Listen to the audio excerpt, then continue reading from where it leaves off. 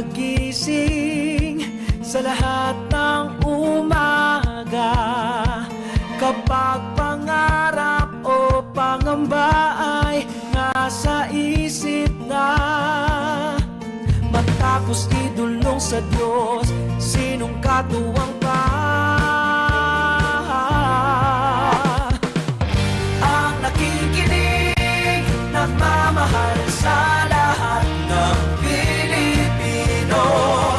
Teleradyo, serbisyo, dito tayo nagtutulungan. Ito ang puntahan ng bayan.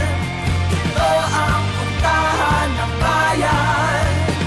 Sa lahat ng araw na tayo'y magkasama, wala kang dapat na ipag-alala. Gagawin natin ang lahat para sa ating pamilya,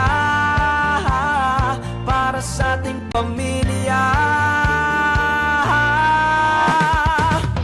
Ang nakikinig, nagmamahal sa lahat ng Pilipino.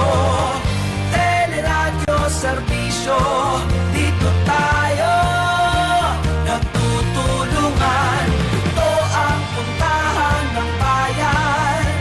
Ito ang puntahan ng bayan.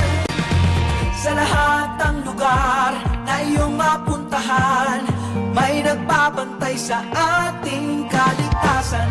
Ano man ang panahon, walang maiiwanan. Ito ang puntahan ng bayan.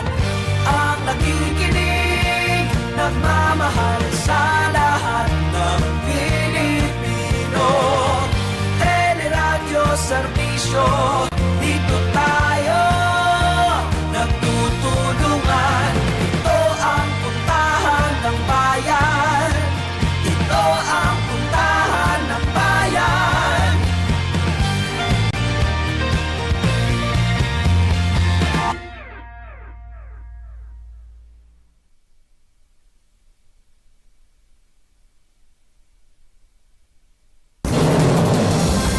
Sa ulo ng ating mga nagbabagang balita. Attorney, teka muna, kasama ka dito, di ba? Exclusive online seller at kasamang abogado na isinasangkot sa investment scam, arestado. Milyon-milyong piso nakulimbat umano sa mga biktima. Tatlong sasakyan nagkarambola sa Quezon City, rider tumilapon pa. Pinay na hinostage ng Hamas, pinalaya na rin matapos ang 50 araw na pagkakabihag. Talaga namang ako napapaluha. Sa tuwa. Mga resolusyong nag-uudyok na makipagtulungan ang gobyerno sa investigasyon ng ICC sa war on drugs, lusot na sa mga komite ng Kamara. Exclusive!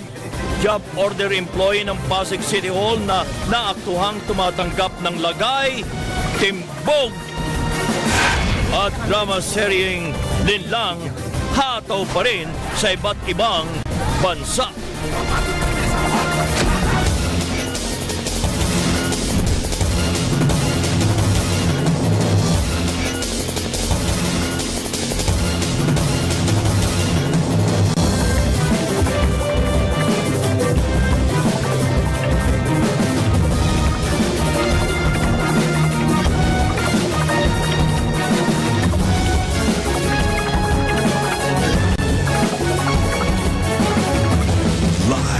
Mula sa ABS-CBN News Center, Manila, ito ang TV Patrol!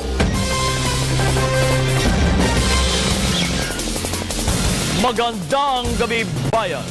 Simulan natin ang balitaan sa pagkakatimbog sa isang manong scammer sa Parañaque City.